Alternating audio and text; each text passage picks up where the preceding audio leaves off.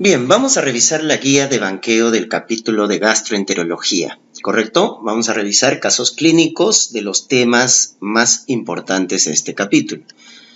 Comenzamos con este caso. Miren, nos dice un hombre de 50 años con antecedente de alcoholismo, ¿no? Muy importante la edad, ¿no es cierto? Es un paciente adulto y nos dan el antecedente de consumo de alcohol, ¿ya? Que es ingresado por un cuadro de dolor abdominal severo en epigastrio asociado a vómitos. Esa es la clínica que presenta el paciente, ¿no es cierto? Entonces, en la secuencia clínica estamos viendo un cuadro de abdomen agudo, ¿correcto? Hay que definir la localización, recuerden, en epigastrio, ¿ya? Y con vómitos, ¿correcto? Vómitos. Vamos a ver qué nos dicen los exámenes. Los exámenes nos dicen amilasa normal, ¿correcto? Pero la lipasa está elevado, ¿no es cierto? Amilasa normal, pero los valores de lipasa, la otra enzima pancreática, que es más sensible y más específica, nos dice que está elevado. Paciente en falla renal, signo de sepsis, y nos preguntan cuál sería un factor de mal pronóstico en este paciente. Bueno, con este antecedente adulto que consume alcohol, con un abdomen agudo, con lipasa elevada, debemos plantear un diagnóstico de pancreatitis aguda, definitivamente. Recuerden que la pancreatitis es la causa aguda, es la causa de abdomen agudo médico más frecuente, ¿no? Recuerden su semiología, que se irradia al dorso, ¿no? En cinturón, en faja, ¿ya? Y va asociado a un hilio paralítico. Hay que acordarnos de ese detalle, ¿no? Que va asociado de un hilio paralítico y por eso los vómitos, ¿no? Los vómitos, las náuseas, etc. Y recuerden que la pancreatitis puede producir un síndrome de respuesta inflamatoria sistémica. Por eso puede comprometer órganos, ¿no? Falla renal, falla respiratoria, también infecciones, etc., ¿no? Y nos preguntan, en este caso, un factor de mal pronóstico. Un dato interesante acá es que los valores de amilasa están normales, ¿no? En cambio, el que nos confirma el diagnóstico es la lipasa, porque es la más sensible y más específica. ¿Esto por qué pasa? Porque recuerden que cuando la causa es por alcohol, por triglicéridos elevados, o por cuando el paciente viene ya muy tarde a la emergencia, ¿no es cierto? Viene muy tarde, pasadas las 72 horas. Recuerden que en estos datos una pancreatitis va a cursar con una amilasa normal. Por eso en estos casos, ¿qué es de elección? Dosar lipasa, porque esta es más sensible, más específica. Recuerden, cuando la causa de pancreatitis es por alcohol, triglicéridos o el paciente viene muy tarde, los valores de amilasa son normales. Entonces ahí nos sirve la lipasa, ¿correcto? Para el diagnóstico, ¿no? Tú sabes que el cuadro clínico más tus enzimas elevadas ya te dan el diagnóstico de pancreatitis. Pero nos preguntan del pronóstico. Hay factores pronósticos clínicos que nos orientan a una pancreatitis grave. Por ejemplo, el índice de masa corporal, más de 30. O sea, paciente obeso es de mal pronóstico. Marcadores bioquímicos como el PCR, también un PCR elevado nos indica mal pronóstico. Pero uno de los factores que sí te tienes que recordar, porque es bien preguntado, es el score de Ranson, ¿ya? El score de Ranson al ingreso del paciente evalúa 5 parámetros. Acuérdate, con la mnemotecnia llega leucocitos, LDH, edad, glucosa y AST o TGO. Esos son al ingreso. Entonces, leucocitos elevados, LDH elevado, edad más de 55 años, glucosa elevada, transaminasa elevada, nos dan factores de mal pronóstico. Este es al ingreso.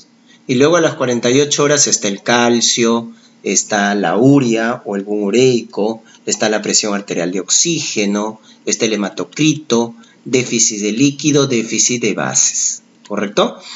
La hipocalcemia, el aumento de urea, la hipoxia, la hemoconcentración, el déficit de líquidos de base nos indican mal pronóstico, ¿correcto? Entonces esos son los 11 parámetros que evalúan Ranson. Más de 3 puntos, recuerden, ya es mal pronóstico. Entonces de estos, calcio más de 8 no.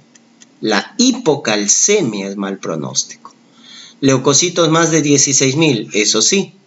Glucosa menos, no más. de 200, ¿verdad? Más de 200, no glucosamina. Entonces la respuesta acá es leucocitos, ¿ya?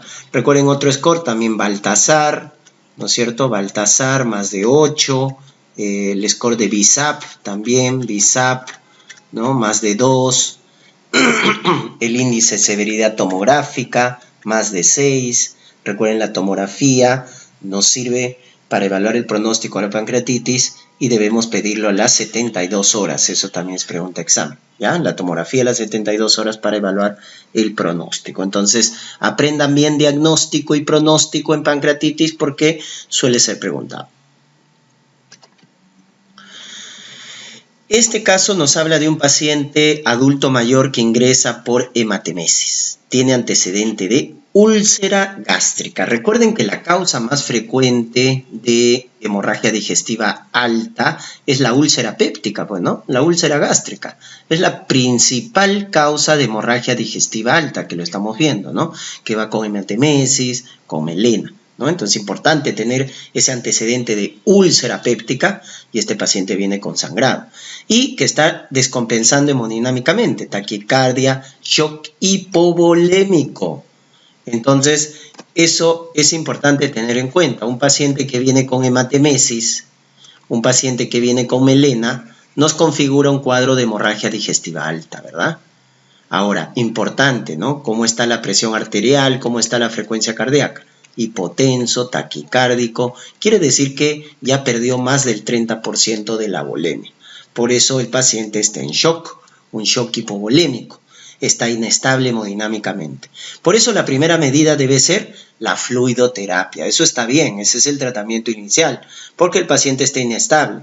Entonces lo primero siempre en cualquier sangrado, recuerden, es la resucitación hemodinámica. Entonces hay que reponer el volumen arterial efectivo, ¿ya? Y luego, una vez estable, hacemos endoscopía. Correcto. Una vez que ya lo estabilicé hemodinámicamente, recuerden, después de la fluidoterapia, entonces le paso cloruro de sodio al 0.9%, 10 a 20 mililitros por kilo de peso. Si la hemoglobina es menos de 7, hay que pasarle paquete globular. Si las plaquetas están menos de 50.000 o está tomando aspirina, hay que pasarle unidades de plaqueta. Entonces, primero la resucitación hemodinámica. Una vez que está estable, le hacemos endoscopía. Y miren, la endoscopía, ¿qué nos dice? Un Forres 2A. Entonces, el score endoscópico, acuérdate, Forres, bien preguntado, ¿no? El 1A es el sangrado en chorro, en jet. El 1B es el sangrado en capa, en sábado, ¿no? Este es el llamado sangrado activo, el 1. El 2 es el 2A, que es el vaso visible. El 2B es el coágulo adherido. El 2C es la hematina, es la úlcera negra. Recuerden que el 2 es sangrado reciente. Y el 3 ya es la úlcera blanca, es la fibrina, ¿correcto? Que es el sangrado inactivo. Esa es la clasificación de Forres que debes acordarte.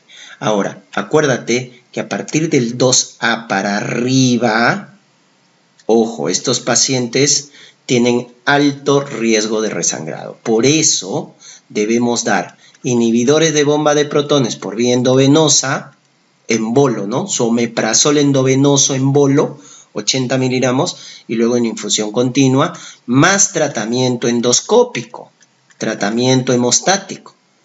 Inyectamos epinefrina, termoterapia, etcétera, mecanoterapia, ¿no? Como tratamiento endoscópico, del 2A para arriba, ¿correcto?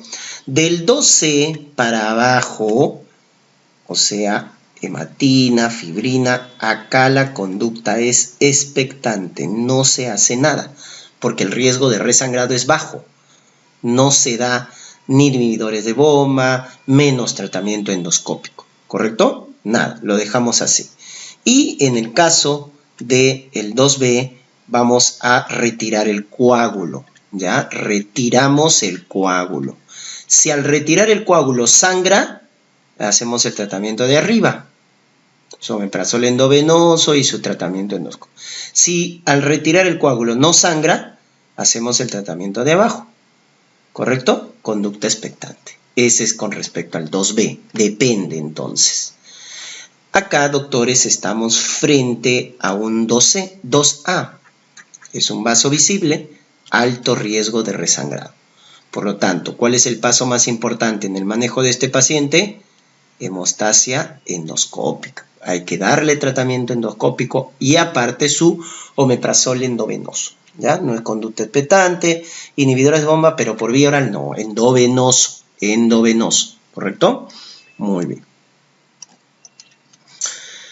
Veamos este otro caso clínico que nos dice un paciente de 40 años con antecedente de adenoma hipofisiario, ¿no? Que acude por diarrea crónica tipo secretora, pérdida de peso, dolor abdominal y la endoscopía múltiples úlceras postvulvares. Y el laboratorio nos indica hipercalcemia. Ese antecedente muy importante, ¿no? Es un paciente adulto que tiene antecedente de adenoma hipofisiario, un adenoma de hipófisis. Recuerden que el más frecuente es el prolactinoma, ¿no? El más frecuente. Pero vamos a ver, nos dice adenoma de hipófisis. Luego nos dice ya en la secuencia clínica una diarrea, ¿correcto? Diarrea crónica de tipo secretora. Y lo que llama la atención es también en la endoscopía la presencia de úlceras duodenales múltiples, ¿verdad? Múltiples. Y también la presencia de hipercalcemia. Recuerden este dato, ¿no? Diarrea crónica secretora, debemos descartar tumores gastrointestinales. Tumores gastrointestinales. Un adenoma veñoso, un gastrinoma, un bipoma, ¿correcto? Un tumor carcinoide. Pero al decirte diarrea crónica secretora con presencia de úlceras duodenales múltiples, rápidamente te debe hacer sospechar de un gastrinoma. Porque en este tumor la gastrina está elevada. Recuerden, la gastrina es una hormona producida por la célula G del antro píloro del estómago y es el principal estímulo para producir ácido clorhídrico. Y ese exceso de ácido te produce úlceras duodenales múltiples en localizaciones atípicas, por eso son postvulvares, generalmente, ¿no? Entonces, probablemente estamos hablando de un gastrinoma, ¿ya? Y ese es el cuadro, ¿no? Una diarrea con hemorragia por úlceras duodenales múltiples. Es lo que se conoce con el nombre de síndrome de Zollinger-Ellison, que es producido por un gastrinoma, ¿verdad?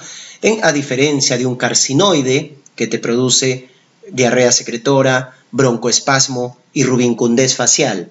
Ese es el dato para presentar en un tumor carcinoide, ¿no? O un bipoma, hipocalemia severa, debilidad de miembros inferiores asociada a diarrea crónica, ¿no? Con hipocalemia, con debilidad de miembros, piensa en un bipoma, ¿verdad?